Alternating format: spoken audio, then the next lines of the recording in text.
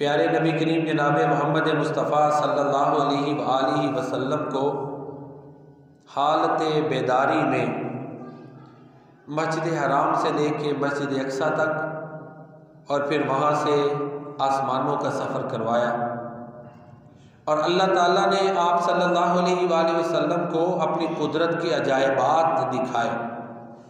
इसको मेराजुन नबी, इस सफ़र को हम मेराजुन नबी कहते हैं सल्लल्लाहु अलैहि वसल्लम।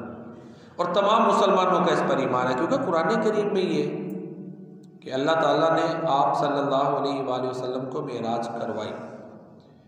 ठीक है जी। और किसी नबी को ये मकाम मर्तबा नहीं मिला और हालात ऐसे थे कि जिस साल मेराज करवाई उसको आमुल हुज़्न का नाम दिया जाता है, गम का साल, क्योंकि उस साल सईदा खदीजा रज़ियल्लाहु ताला अन्हा और अबू तालिब ये दोनों इस दुनिया से चले गए। ठीक है ना। तो उसके साथ साथ कुफ़ार के तशद्दुद बहुत ज़्यादा थे, मज़ालिम बहुत ज़्यादा थे। तो अल्लाह ताला ने फिर प्यारे नबी करीम जनाब मोहम्मद मुस्तफ़ा सल्लल्लाहु अलैहि वसल्लम को ये सफ़र मेराज करवाया। ये अज़मतें, ये शानें, ये रिफ़तें, ये बुलंदियाँ आप सल्लल्लाहु अलैहि वसल्लम को अल्लाह ताला ने अता फरमाई। आप मस्जिद हराम में सोए हुए थे कि जिब्रील अलैहिस्सलाम तशरीफ़ लाए, आप बेदार हुए और आप सल्लल्लाहु अलैहि वसल्लम की सवारी के लिए वो बुर्राक नामी जानवर लाया गया जो गधे से बड़ा और घोड़े से छोटा था। कुछ लोगों ने उसकी वो तस्वीर भी बनाई है फ़र्ज़ी, वो तस्वीर और चेहरा औरतों का लगाया, वो दुरुस्त नहीं है। और बुर्राक बर्क से, बर्क कहते हैं बिजली को, तो बुर्राक बिजली की सी तेज़ी वाला, यानी इंतहाई तेज़ ये जानवर जिस पर आप सल्लल्लाहु अलैहि वसल्लम को सवार किया गया। आप सवार हुए।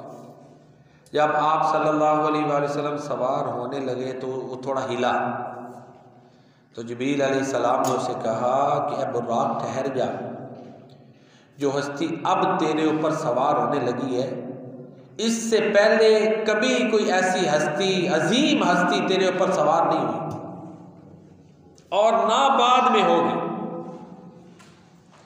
कहते हैं फिर वो बुर्राक पसीने से शराबूर हो गया, फुल मुअद्दिब हो गया।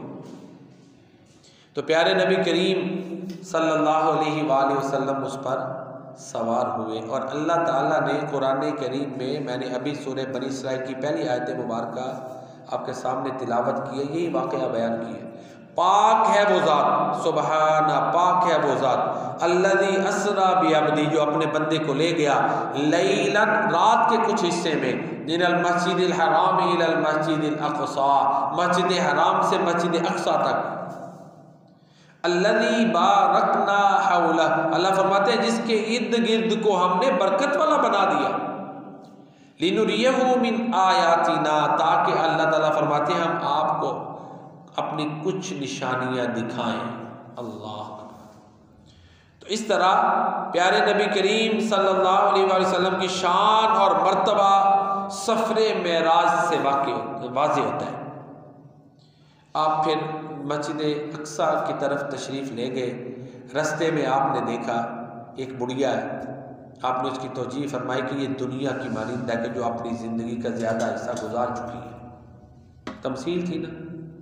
फिर आप सल्लल्लाहु अलैहि वसल्लम ने देखा, अल्लाह अकबर, कि मूसा अलैहिस्सलाम कब्र में नमाज़ पढ़ रहे हैं। मौजज़ा है ना। नमाज तो इस ज़िंदगी तक फ़र्ज़ है ना जी, बाद में तो नहीं। लेकिन मैं और आप नमाज को समझते हैं बोझ है, फ़र्ज़ है, बोझ है हमारे लिए। वो जो उसकी एक लज्जत वाली कैफियत है ना, तस्कीन, सुकूनत, वो कैफियत हमारे अंदर पैदा नहीं होती। अल्लाह के प्यारे नबी जनाब मोहम्मद मुस्तफ़ा सल्लल्लाहु अलैहि वसल्लम जब नमाज का वक्त होता था तो बिलाल को कहते थे, बिलाल अजान कह और हमें राहत पहुंचा, अरिहना या बिलाल। नमाज पढ़ के सुकून, इत्मीनान, राहत ये हासिल होता था और होता है। लेकिन हम उस मेयार की नमाज ही नहीं पढ़ते, हमारे अंदर ईमान का वो दर्जा ही नहीं है। तो चुनाचे कब्र में वो जो नमाज पढ़ रहे थे ना, वो एक अब फ़र्ज तो थी नहीं नमाज, एक तो मौजज़ा है, दूसरी बात ये समझ आती है कि नबियों को नमाज में जो लज्जत मिलती है वो कब्र में भी वो लज्जत हासिल कर रहे होंगे। अल्लाह अकबर है, वो तस्कीन व सुकूनत। तो ये नमाज तो ये है ना, असल ये सफ़र ख़ास है, मौजज़ाती सफ़र है। फिर आप सल्लल्लाहु अलैहि वसल्लम ने आवाज़ें भी सुनी, दुरूद व सलाम की आवाज़ें थी। फिर आप प्यारे नबी करीम सल्लल्लाहु अलैहि वसल्लम मस्जिद अक्सा तशरीफ़ ले गए और वहाँ पर आप पर शराब और दूध पेश किए गए। आपने दूध को पसंद फरमाया और ये फिर आवाज़ आई, कहा गया कि आपने फितरत को पा लिया है। चुनाचे अल्लाह ताला ने सारे अंबिया किराम अलैहिमुस्सलाम को वहाँ पर इकट्ठा किया और जो वहाँ इकट्ठे हुए सिर्फ वही अंबिया हैं, उनके अलावा कोई नबी और रसूल नहीं है। तो मेरे नबी के बाद जितने भी लोग आए जिन्होंने दावा नबूवत किया, उनमें से कोई भी वहाँ मौजूद नहीं था। सारे सच्चे अंबिया वहाँ अल्लाह ताला ने हाजिर किए। ये मौजज़ाती मामलात थे। प्यारे नबी करीम सल्लल्लाहु अलैहि वसल्लम ने उनको नमाज पढ़ाई, जमात करवाई। आप इमाम थे, सारे अंबिया मुक्तदी। तो यहाँ इस इमामत में कई पैगामात हैं।